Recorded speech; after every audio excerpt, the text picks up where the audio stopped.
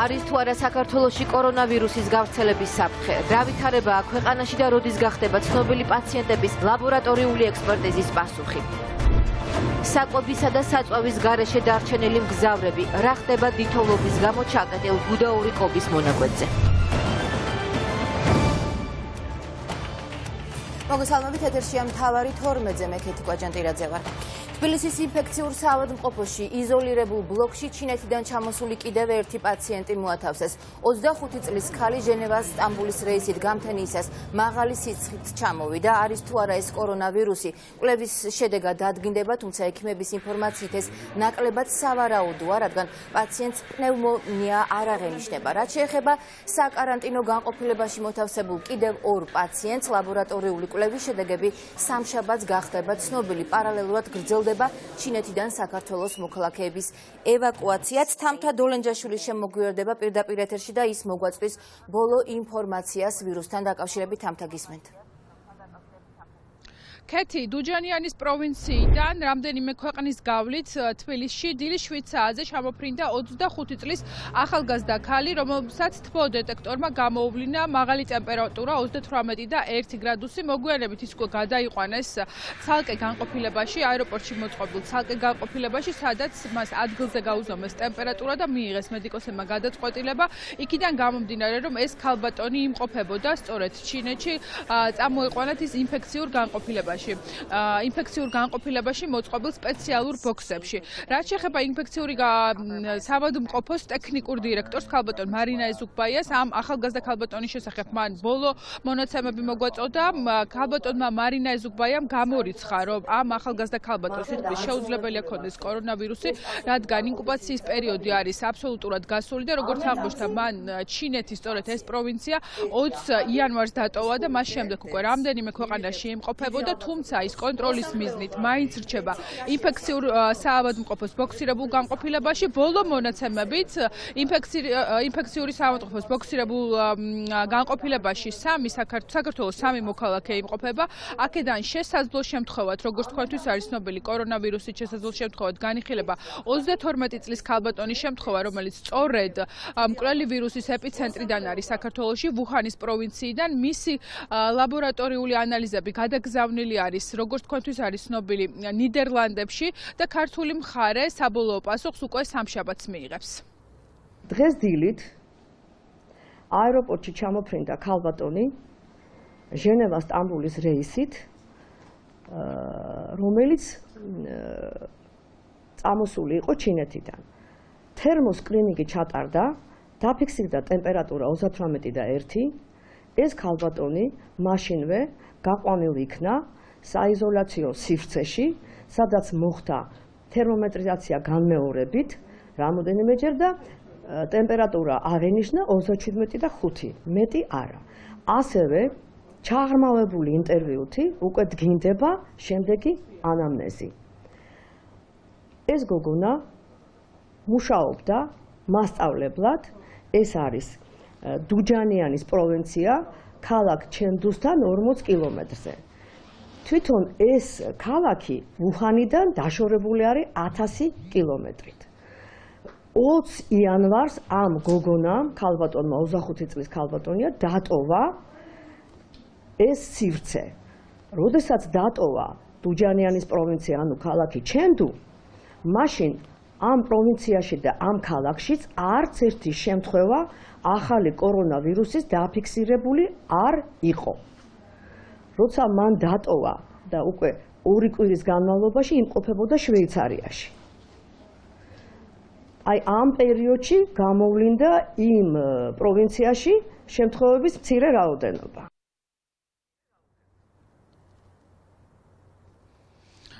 დიახ, რაც შეეხება ვუჰანის პროვინციაში მყოფ საქართველოს მოქალაქეებს, ბოლო მონაცემებით უარი ტრანსპორტირებაზე განაცხადა საქართველოს 2 მოქალაქემ.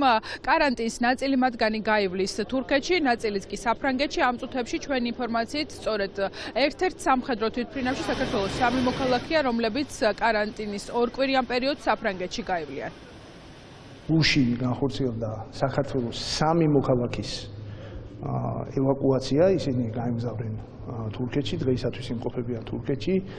მათ მიმართ დაწესდა სპეციალური ეგრეთ წოდებული საკარანტინო რეჟიმი და სამედიცინო მეთვალყურეობის ქვეშ ისინი გაივლიან ორკვირიან სამედიცინო დაკვირვებას და ადგილზე მათ მდგომარეობას ასევე დააკვირდება ჩვენი საელჩო ანკარაში. ასევე აი ახლა სწორედ ამ წუთებში დაიწყო უკვე პრაქტიკულად ისინი გამოიგზავნენ საქართველოში კიდევ დამატებით 2 მოქალაქის ევაკუაცია, რომელსაც ფრანგული მხარე ახორციელებს. ანალოგიურად ისინი განთავსდებიან საფრანგეთში ერთ-ერთ სამედიცინო დაწესებულებაში, გაივლიან შესაბამისი სტანდარტებით საკარანტინო პერიოდს და შემდეგ დაბრუნდებიან საქართველოში. აქაც ჩვენი საელჩო საფრანგეთში აუწევს მონიტორინგს. ეს ორი მოქალაქე საიდან მოდის უკეთ რა ისინი? ეს არის უხანიდან არის. დიახ, ამ წუთისათვის რაც შეეხება ბოლო ინფორმაციას, ესეთი მონაცემები გვაქვს თბილისში, საქართველოს ინფექციურ საავადმყოფოს ბოქსირებულ განყოფილებაში საქართველოს 3 მოქალაქე რჩება, რომლებიც უშუალოდ რისკ ჯგუფში იმყოფებიან. თამთა დოლენჯაშვილი საუბრობდა პირდაპირ ეთერში. კორონავირუსით გარდაცვალების პირველი შემთხვევა დაფიქსირდა უკვე ჩინეთის საზღვრებს გარეთ 44 წლის მამაკაცის გადარჩენას ფილიპინელი მედიკოსები რამდენიმე დღე უშედეგო ცდილობდნენ. ფილიპინების სამედიცინო ცენტრის ხელმძღვანელის თქმით, საგანგაშო სიგნალი ქვეყანაში უკვე ჩაერთო. კორონავირუსით გარდაცვლთა რაოდენობა კი 305-მდე გაიზარდა, ინფიცირებულია 14560 ადამიანი. ჩინელი მედიკოსების განცხადებით, 800-მდე პაციენტის მდგომარეობა განსაკუთრებით მძიმეა. ქვეყნის ცენტრალური ხელისუფლების გადაწყვეტილებით სამედიცინო პერსონალის უკმარისობის გამო ვირუსთან ბრძოლაში სამხედრო ექიმები და სამედიცინო უნივერსიტეტის სტუდენტები ერთვებიან. ამ დროისთვის ეპიდემიის გავრცელების საფრთხის წინაშე 27 ქვეყანა დგას. ჩინეთთან საზღვრები ჩაკეტეს ყველა მოსაზღვრე ქვეყნებმა. ქვეყანაში ეპიდემიის გავრცელების საფრთხე გაჩნდა, საგანგაშო სიგნალი უკვე ჩაერთო. მედიკოსების მცდელობის მიუხედავად 44 წლის მამაკაცის გადარჩენა ვერ მოხერხდა. მას პნევმონიის მძიმე ფორმა განუვითარდა. სამწუხაროდ ეს პირველი შემთხვევაა, როდესაც ვირუსმა ჩინეთის საზღვრებს მიღმა გარეთ ადამიანი ემსხვერპლა. სან ლაზაროს ჰოსპიტალში კიდევ 2 პაციენტი შემოიყვანეს, რომელთაც ასევე ინფექცია დაუდასტურდათ. ორივე მათგანი ვუჰანის პროვინციაში ცხოვრობს. ისინი კარანტინში უკვე გადაიყვანეს და სპეციალური მკურნალობის კურსს უტარებენ. და დღის სხვა მთავარი თემები შეუკვეთა თუ არა ვატო ყიფიანმა თბილისის ცენტრში ძმე ფეიქრიშვილების აფეთქება. წლების წინ თბილისიდან წასული ყიფიანი დუმილს არღვევს. მისმა ადვოკატმა გვიან ღამით საგანგებო ბრიფინგი ჩანიშნა, სადაც ვატო ყიფიანის აუდიო ჩანაწერი გაავრცელა. ძმე ფეიქრიშვილების საქმის ფიგურანტად გამოცხადებული ყიფიანი გავრცელებულ ინფორმაციას ცილის წამებას უწოდებს და ამბობს, რომ საქმესთან არანაირი კავშირი არ აქვს. ვატო ყიფიანი მზად არის სამართალდამცველების ყველა კითხვას უპასუხოს და გამოძიებასთან ითანამშრომლოს. ხუთებულია ის ყოველივე მომხდარზე კატეგორიულად გამორიცხავს, ის ჩემთან საუბარში დაფიქსირებს იმას, რომ ის, რასაც მას აბრალებენ, არის მისთვის ყველა მიუღებელი. პირველი თემა, რაც ადარდებს პირველ რიგში, მას ის, რომ ის უკან არიან მშობლები, ხო? მშობლები, რომლებიც ამას ისმენენ, მშობლები არიან ასაკში და მას აქვს გარკვეული შიში იმისაც, რომ აი ამ ინფორმაციას შეიძლება ვერ გადაიტანოს რომელიმე მშობლებმა. მშობლების გარდა მას ძმა ყავს, ოჯახის წევრები ყავს, მეგობრები ყავს, პრაქტიკულად კი ბატონო, და აი ამ გავრცელებული ინფორმაცია პირველ რიგში ესაწუხებს მას და მე უკვე გამოძიება და იმისი შედეგები. ისეთ სიბინძურეზე მიდის ლაპარაკი, ესე იგი ხალხთან რომელთანაც საერთოდ არაფერი არ მაკავშირებს. გარდა ნაცნობობებიც არ არიან, ჩემი არ ვიცხო. ადრე რაღაცა ნალაპარაკები და სამწუხარო არაფერი არ აქვს და რამე საცუდაოც არ აქვს არაფერი.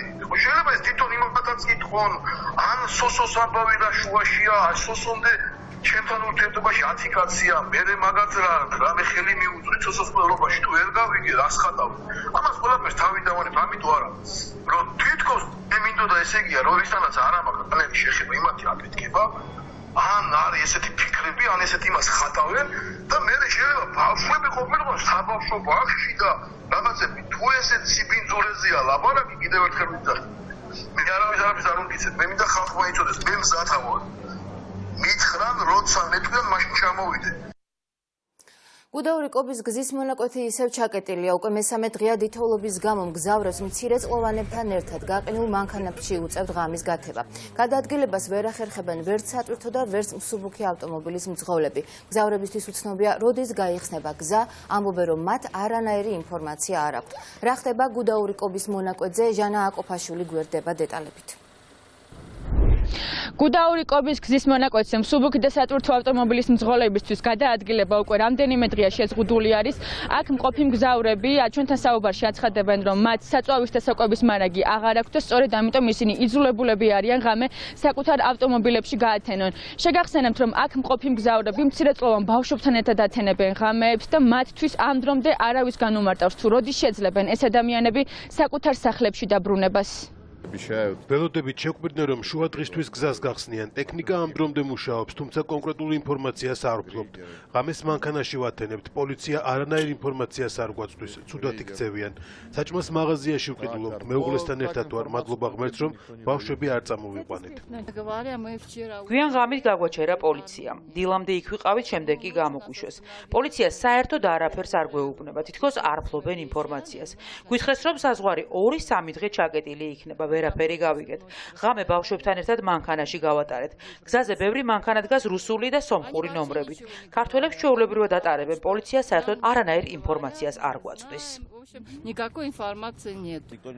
მესამე დღეა აქ ვართ, არაფერს გვეუბნებიან, არ გვიხსნიან მიზეზს რატომ გვაჩერებენ. ამინდი კარგია, საბურავები და მანქანა აღჭურვილია, მაგრამ მაინც არ მესმის რატომ გვაყოვნებენ. ხან მანქანაში ვათენებთ ღამეს, ხან სასტუმროში. გზაზე თოვლი არ არის და მაინც არ გვიშვებენ. თან არაფერს გვიხსნიან. დღეს ტექნიკა მე-5 საათია მუშაობს და ჯერ კიდევ ვერ დაასრულეს.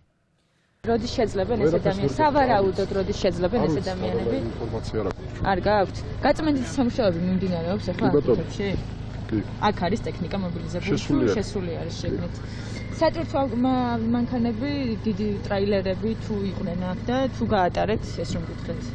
არ გიტარები არ ყოფილა და. არ ყოფილა. მხოლოდ მსუბუქი ავტომანქანები არიან და უცნობია როდის დატოვებენ ესენის ტერიტორიას. ვერ გეტყვით.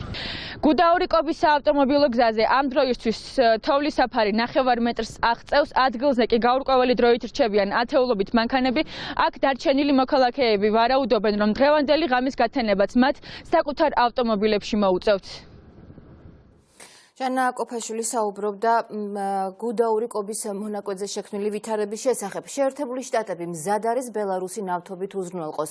ამ წინადადებით ჩავიდა მაიკლ პომპეო მინსკში. ეს არის შეერთებული შტატების სახელმწიფო მდივნის პირველი ოფიციალური ვიზიტი 25 წლიანი პაუზის შემდეგ და ეს იმ ფონზე, როცა ბელარუსსა და რუსეთს შორის ურთიერთობები დაძაბულია და ამ დრომდე ბელარუსი და რუსეთი ნავთობის მომარაგებაზე არ შეთანხმებულა. ქვეყანა, რომელიც აწლეულებია ენერგოდამოკიდებულია რუსეთზე, დღეს ალტერნატივას ეძებს. რას ნიშნავს მაიკლ პომპეოს ვიზიტი ბელარუსში? თათია წოწონავა შემოგვიერთდება პირდაპირ ეთერში ამ თემით, გისმენთ. ეს არის პოსტსაბჭოთა ქვეყნებში ძალების გადანაწილება და ის ვიზიტი და ის შეთავაზება, რაც ჩვენ ვიხილეთ მაიკლ პომპეოს მხრიდან არის ისტორიული ფაქტი და მეორეს მხრივ ეს არის რუსეთის ენერგოჰეგემონიის დასრულება არა მარტო რეგიონში, არამედ ევროპულ ქვეყნებშიც, ვინაიდან ბელარუსი ამ დრომდე არ მოლაპარაკებია რუსეთს 2020 წელს ნავთობის მომარაგებაზე. ეს მათთვის არის რეალურად ისტორიული შანსი, რომ ერთის მხრივ თავი დააღწიონ რუსეთის მარწუხებს და მეორეს მხრივ გახდნენ სუვერენული სახელმწიფო. ეს არა მარტო ბელარუსისთვის, არამედ საქართველოსთვისაც მნიშვნელოვანია და ექსპერტები და ანალიტიკოსები პროგნოზირებენ, რომ ამერიკის შეერთებული შტატების ინტერესები შავი ზღვის რეგიონში საომოლოდ კიდევ უფრო გაიზრდება და ამისთვის საქართველო მზად უნდა იყოს. ეს არის ძალიან სერიოზული ნაბიჯი ამერიკის მხრიდან, ბელარუსის მხრიდანაც გაკეთდა რაღაც გარკვეული ესე ვთქვათ ნაბიჯები და ეს უნდა განვიხილოთ როგორი თვალსაზრისით რომ ხდება ძალიან სერიოზული დაწოლა რუსეთიდან ინტეგრაციის თვალსაზრისით ბელარუსზე, რაც ბელარუსს არ სჭირდება. ახლა ვერც იმას დავინახავთ რომ დემოკრატიზაციის პროცესი განვითარდება ბელარუსში, ეს გამორიცხულია, მაგრამ აუცილებლად რაღაცა ნაბიჯები გაკეთება დასავლეთსაკენ და ლუკაშენკო გააგრძელებს აი კარგი მოთამაშის, ასე ვთქვათ, საკმაოდ სერიოზულ თამაშს. საინტერესოა უკვე საქართველოს ინტერესი ამ შემთხვევაში, ხო? ჩვენ უნდა ვიყოთ მზად აუცილებლად იმისთვის, რომ ამერიკის შეერთებული შტატების ინტერესი შავი ზღვის რეგიონში და კერძოდ შავ ზღვაში ჩვენ მზად უნდა ვიყოთ იმისთვის, რომ ჩვენი ღრმაწყვოვანი პორტით იქნება თუ ჩვენი მზად ყოფნით ამერიკის შეერთებული შტატების ინტერესების გათვალისწინების მიმართ, რაღაცნაირად ჩავერთოთ ამ პროცესში. მაიკლ პომპეოს განცხადებით მან ლამის ციტატა მოიშველია ლუკაშენკოსთან ბელორუსის პრეზიდენტთან შეხვედრის შემდეგ და განაცხადა, რომ როგორც ბელორუსის პრეზიდენტმა შეხვედრაზე თქვა, ბელორუსი არის სუვერენული და დამოუკიდებელი ქვეყანა და ის არ აპირებს და არ გახდება არც ერთი სახელმწიფოს წევრი, ხო? შესაბამისად, ეს ვიზიტი ამერიკის სახელმწიფო მდივნის არის ცალსახად მიმართული ბელორუსის სუვერენიტეტისა და დამოუკიდებლობის მხარდასაჭერად და ჩვენ ეროვნულ ინტერესებშია, რომ ბელორუსი იყოს სუვერენული. ძალიან დიდი მნიშვნელობა ექნება ბელორუსის ბრძოლა საკუთარი დამოუკიდებლობისა და სუვერენიტეტისათვის და შესაბამისად არ მიეცემა რუსეთს თუ გადარჩება ბელორუსი, ამის თქმა სურს ჩვენი ბრძოლა უნდა გავაგრძელოთ თავისუფალ სამყაროსთან ერთად, მაგრამ ბელორუსი თუ გადარჩება და საფრთხე ძალიან დიდია ბელორუსის წინააღმდეგ რუსეთიდან მომდინარე, შესაბამისად ეს კიდევ ერთი აგური იქნება, ძალიან სოლიდური აგური იქნება იმისათვის, რომ ჩვენს შესაბამისად ჩვენი ოკუპირებული ტერიტორიის ანექსირების საშუალება არ მიეცეს რუსეთის ფედერაციას. ეს არის სიგნალი, რომ მინსკი ცდილობს, რომ თავი დააღწიოს რუსეთის თან ენერგოდამოკიდებულებას. ეს ასევე არის სიგნალი, რომ ამერიკის შეერთებული შტატები ცდილობს, რომ დაასრულოს რუსეთის ენერგოჰეგემონია როგორც რეგიონში, ასე ევროპაში და ჩრდილო-ნაკადი ორთან დაკავშირებით ტრამპის განცხადებები ამის მაგალითია და როდესაც ხედავთ, რომ ესეთი ტენდენციები ამ დროს სამწუხაროდ საქართველოს, რომელიც ადრე გათავისუფლდა რუსული ენერგომარწუხებისგან, ჩვენ ხედავთ საწინააღმდეგო ტენდენციას, ხო, ყოველწლიურად უფრო მეტ რუსულ ენერგიას მოვიხმართ. ნახოთ როგორ დასრულდება მოლაპარაკებები და დათანხმდება თუ არა ალექსანდრე ლუკაშენკო ამერიკის შეერთებული შტატების მხრიდან უპრეცედენტო და ისტორიულ შეთავაზებას. იმ შემთხვევაში თუ ეს დასტური იქნება ბელორუსის მხრიდან შეიძლება ჩავთვალოთ, რომ ეს იქნება რუსეთის იმპერიალისტური მიზნების სერიოზული კრახი. თათია წოწონავა საუბრობდა პირდაპირ ეთერში. ხობში თავდასხმის შედეგად დაშავებულ 77 წლის ქალს გადაუდებელი ოპერაცია ქუთაისის ინტერვენციული მედიცინის ცენტრში ჩაუტარდა. მედიკოსების თქმით, ქალს ბლაგვის საგნით სხეულის სხვადასხვა არეში აქვს დაზიანებები მიყენებული, პაციენტი რეანიმაციულ განყოფილებაში მართვით სუნთქვაზე იმყოფება. ხობის მუნიციპალიტეტის სოფელ 1 მაისში საკუთარ საცხოვრებელ სახლში მამაკაცი გუშინ მოკლეს. არსებული ინფორმაციით სასიკვდილო ჭრილობების შემდეგ თავდამსხმელმა მიმალვა სცადა, რა დროსაც მეზობელ სახლში შევიდა. გავრცელებული ცნობით, მან სახლში მყოფ ქალს სკამის დარტყმით დაზიანებები მიაყენა. მეზობლების ინფორმაციით, თავდასხმის შემდეგ მამაკაცმა გაქცევა სცადა, თუმცა ის სოფლის ტერიტორიაზე დააკავეს. შემოყვანისთანავე მისი მდგომარეობა იყო უკიდურესად მძიმე, გამოხატული იყო არასტაბილური ჰემოდინამიკა, მკვეთრად არასტაბილური ჰემოდინამიკა, ტრამული შოკის სურათი. ჩატარებული კვლევებით, მათ შორის კომპიუტერული ტომოგრაფიით დადგინდა ქალატვინის მძიმე ტრავმა. პაციენტი გადაყვანილია რეანიმაციულ განყოფილებაში საოპერაციო ბლოკიდან, მისი მდგომარეობა რჩება უკიდურესად მძიმე, არის მართვით სუნთქვაზე პაციენტი. აქცია პერფორმანსით გააპროტესტეს დღეს სამოქალაქო აქტივისტებმა ირაკლის შოთაძის პროკურორად შესაძლო დანიშნა მთავარ პროკურატურასთან. აქციის მონაწილეებმა უწყებასთან შოთაძის ბიუსტი მიიტანეს და ბიძინა ივანიშვილისა და ოთარ ფარცხალაძის ფოტოებით მივიდნენ. სამოქალაქო აქტივისტები ამბობენ, რომ ხელისუფლებას შოთაძის მეორედ პროკურატურაში დაბრუნება აქციისა და პროტესტის ფონზე მოუწევს და ამისთვის პოლიტიკურ ფასადს გადაიხდის.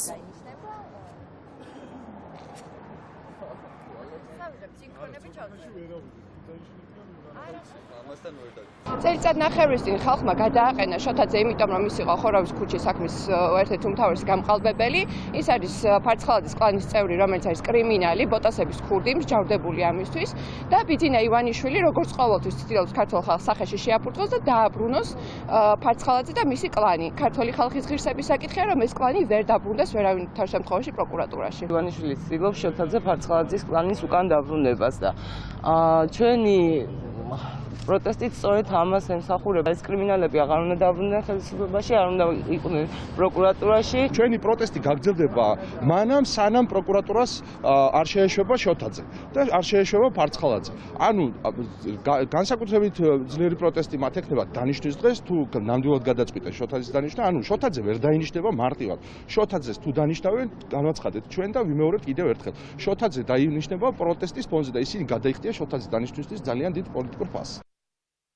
ჩხუბი და დაპირისპირება გორში მევახშემ ქალის სასტიკად ცემა შემთხვევა გურამიშვილის ქუჩაზე პოლიციის მაღალჩინოსნის ტანსაცმლის მაღაზიაში მოხდა. ნაცემის საავადმყოფოშია გადაყვანილი, მოხდარს კი გორის პოლიცია იძიებს. რა გახდა დაპირისპირების მიზეზი, დააკავეს თუ არა მოძელადე და ვინ არის პოლიციის მაღალჩინოსანი, რომლის მაღაზიაშიც ინციდენტი მოხდა. გიორგი ახალკაცი გვერდება ამ თემით გორიდან. კეთი შინაგან საქმეთა სამინისტროს მაღალჩინოსანი შიდა ქართლის სამხარეო პოლიციის კადრების განყოფილების ხელმძღვანელი თემურ თოდაძეა, რომლის ოჯახის საკუთრებაში არსებულ მაღაზიაშიც იმყოფებოდა შუახნის ქალი, რომელსაც სიტყვიერი და ფიზიკური შეურაცხყოფა კერძო მევახშემ მიაყენა. ქალის მდგომარეობა იმდენად მძიმე იყო, რომ ის უგონო მდგომარეობაში სასწრაფო სამედიცინო დახმარების ბრიგადამ გორმეთში გადაიყვანა, სადაც შესაბამისი სამედიცინო დახმარება გაეწია. როგორც დაზარალებული მთავართა საუბრისას აცხადებს, ინციდენტი ვალის გამო დაიწყო. ასევე ვესაუბრეთ სავარაუდო მოძალადეს, რომელიც უარყოფს ბრალდებებს და ამბობს, რომ დაზარალებულმა აღნიშნული ბრალდებები გამოიგონა და მას ფიზიკური შეურაცხყოფა მისთვის არ მიუყენებია. 600 ლარი ქონდა დარჩენილი და უთხარი, რომ ვეღარ შევძელი მეთქი და გადამინაწილე. მაგრამ არ გადამინაწილა. მითხრა სრული თანხა მომეციო. ამ დროს როცა უთხარი არა მაქვს მეთქი, მწუდა არავი. თავპირი დამაგაზა. მე ცუდად გამხდარვა და რავი, სასწრაფო მოვიდა, რომ გამოვერკვიო უკვე სასწრაფო მადგა თავზე და რამდენი ხანს ვიყავით ცუდად ეს არ ვიცი. არ ვაპატიებ, მართლა არ ვაპატიებ. ნამდვილად არ ვაპატიებ ამ შეურაცხყოფას. პირიქით თვითონ მომაყენა შეურაცხყოფა. მე ვთხოვე, რომ წამოსულიყო ადამიანს ცნობენ. თუნდაც მაგისი დისტრიბუტორებიც დაიკითხონ, რა ადამიანია, იღებს უალებს, ეწევს და ხალხს არ აძლევს. თქვენს ოჯახს კავშირი არ აქვს? არანაირი კავშირი არ აქვს. უბრალოდ მოხდა ამ უბრალოდ აქ მოხდა და მართლა არ მინდა ახლა რომელიმე მხარესთან ცუდი გამოვიდეს. როგორც ნახეთ და მოისმინეთ, მომხდარ ინციდენტზე კომენტარს არ აკეთებენ შიდა ქართლის პოლიციის მაღალჩინოსნის საკუთრებაში არსებულ მაღაზიაში, რაც შეეხება საგამოძიებო უწყების ოფიციალურ კომენტარს, როგორც იქ აცხადებენ, მომხდარ ფაქტზე დაწყებული არის გამოძიება სისხლის სამართლის კოდექსის 126 მუხლის პირველი ნაწილით, რაც ცემას გულისხმობს. სავარაუდო მოძალადეს პროკურატურა სავარაუდოდ ბრალს უახლოეს საათებში წარუდგენს. ეს გიორგი ახალკაცი იყო. ქუთაისის ციხეში პატიმარი 3 თვეზე მეტია შიმშილობს. კობა ომანაძეს გამოძიება დიდი ოდენობით ნარკოტიკული ნივთიერების უკანონო შეძენა შენახვას ედავება.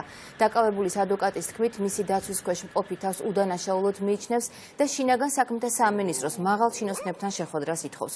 უფლებადამცველის თქმით, კობა ომანაძეს ნარკოტიკული საშუალება პოლიციის თანამშრომლებმა დაკავების დროს ჩაუდეს.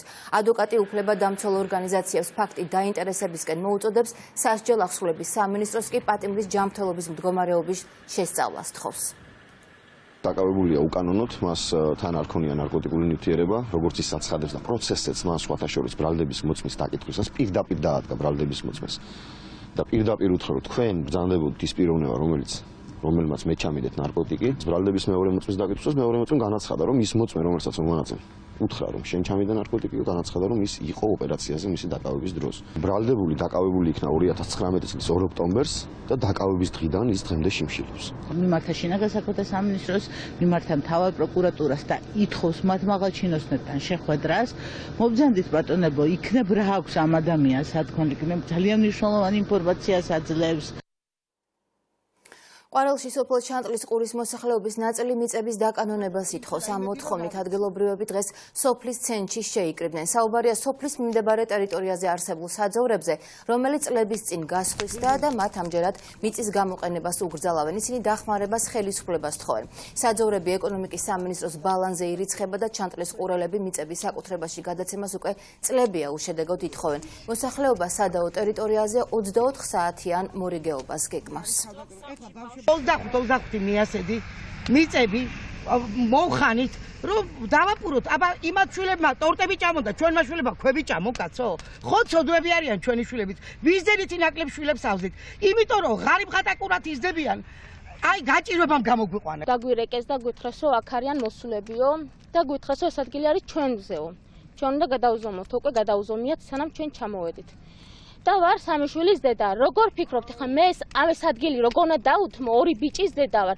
ერთი პატარა ადგილი არა მაქვს, რომ მე იქ შევიყვანო შვილები და ვაცხოვრო ან ვაჭამო რაღაცა. აი რა უნდა ვაჭამო? მეც ხომ მინდა რაღაცა ისეთო ჩემ შვილებისთვის მოვიქონიო.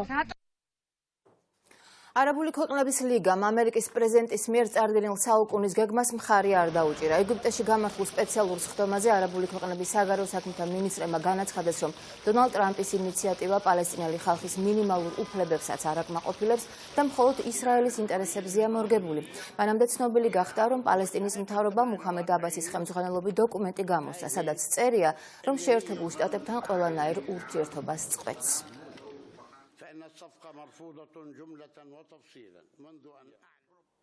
ახლა კი მთავარი არხის ეთერს განსაკუთრებული და გამორჩეული შუადღე განაგრძობს თავის განსაკუთრებულ და გამორჩეულ წამყვანებთან ერთად. დღეს შესანიშნავი სამეული გვერდება, 4 ხელს ვერ ვხედავ.